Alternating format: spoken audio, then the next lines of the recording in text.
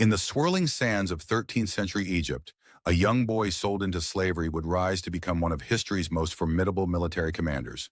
This is the story of Baybars, the Mamluk Sultan who changed the course of medieval history. Born in the steppes of Central Asia, Baybars was sold into Egypt's elite Mamluk military system, a force of warrior slaves who would become the region's most feared fighters. Despite his humble beginnings, Baybars possessed an uncanny talent for warfare and leadership that set him apart. The Mamluks called him the Panther for his lightning-fast tactics and piercing gaze. Though wounded in battle and left with a scarred eye, Baybars used his injury to his advantage, developing an ability to approach silently and strike without warning.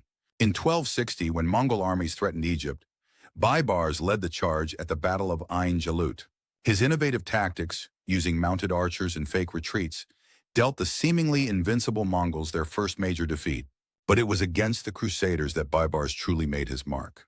One by one he captured their strongholds: Caesarea, Arsuf, Safed, Antioch. Fortresses that had stood for generations fell before his siege engines. The mighty Crac de Chevalier, thought impregnable, surrendered to his forces. By the time of his death in 1277, Baybars had transformed the Muslim world's fortunes. From slave to sultan, he had united Egypt and Syria, defeated both Mongols and Crusaders, and established a dynasty that would rule for centuries. Today, his legacy lives on in the fortress walls and castles he built, standing as silent sentinels to the memory of the slave who became a king, the general who changed the face of medieval warfare, and the leader who reshaped the Middle East.